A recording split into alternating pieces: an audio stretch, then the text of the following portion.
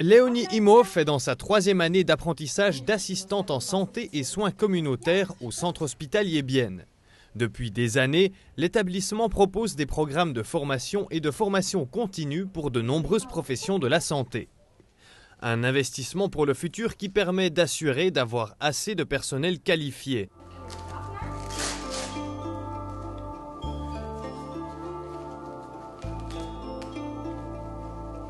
Dans les hôpitaux suisses ou dans le système sanitaire suisse, il y a toujours une certaine tension dans le recrutement du personnel.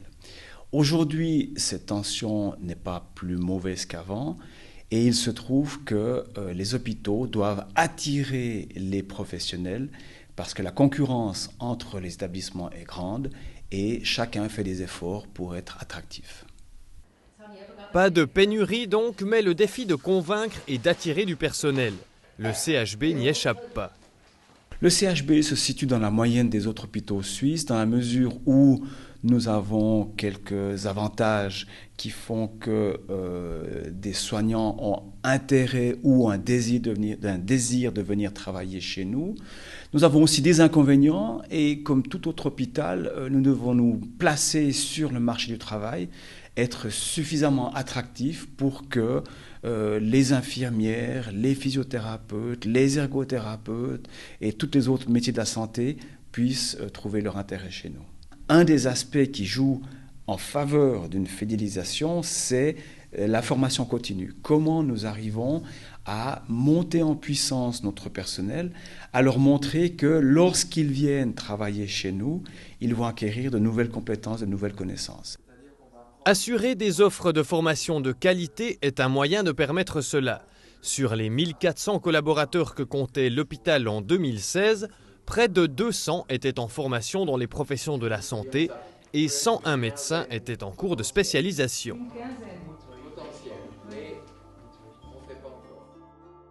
Les soins intensifs du CHB. Avec les urgences et l'anesthésie, c'est l'un des 3 domaines dans lequel le CHB propose des formations avec spécialisation. Der Nachdiplom-Studiengang Pflege oder Intensivpflege ist so aufgebaut. Le diplôme post-grade en soins intensifs est construit ainsi. Il y a une partie théorique et une partie pratique. La partie théorique se passe à l'école, les alémaniques vont au centre de formation en soins de Berne et les romans au centre de formation de l'hôpital de Fribourg. Ils reçoivent tout le bagage théorique nécessaire dans les domaines de la physiologie par exemple ou sur les médicaments.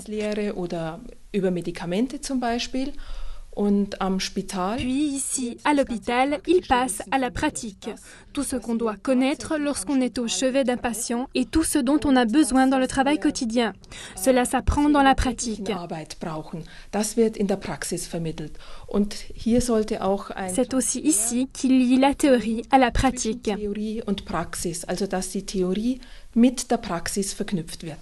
Die Studierenden lernen zum Beispiel Par exemple, en théorie, ils apprennent ce qu'est un infarctus. Ils apprennent à en reconnaître un.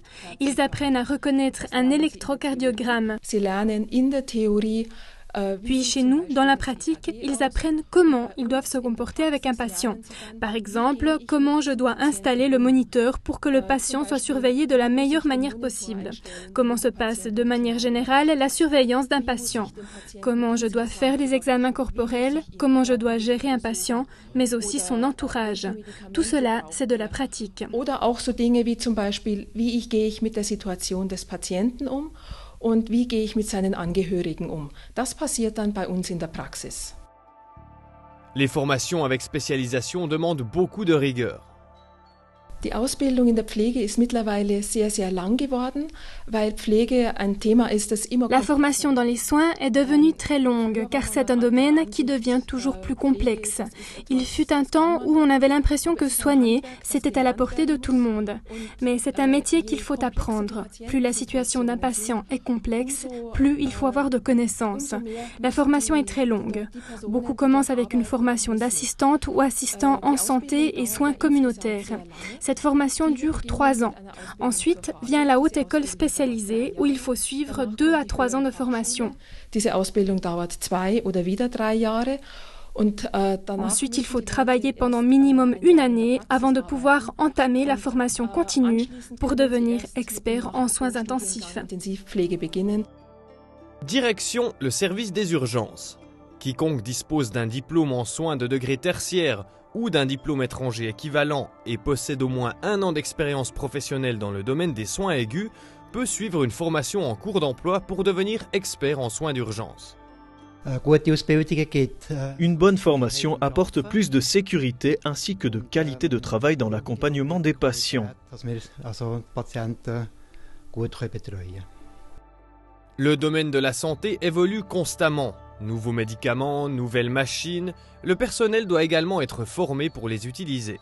Ces formations couvrent l'entier ou partie des personnels. Par exemple, en pédiatrie, on a souvent des cours qui sont liés avec des problèmes culturels pour arriver à prendre en charge les familles qui viennent avec des enfants d'autres horizons et qui ne sont pas forcément intégrés dans la région.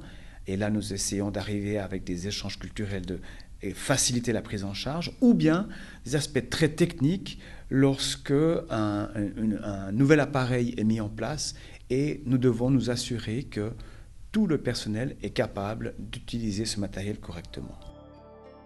Une des grandes particularités de l'hôpital biennois est son bilinguisme. Les francophones en formation suivent leurs cours à Fribourg, tandis que les alémaniques vont à Berne.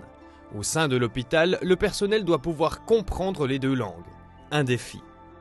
Ça peut être un désavantage, mais je le vois comme un avantage. C'est comment retourner la chose en notre faveur.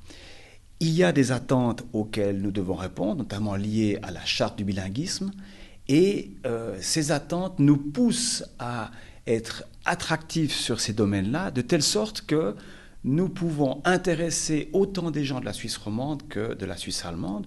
Et actuellement, les écoles en soins de Suisse romande ont un énorme succès.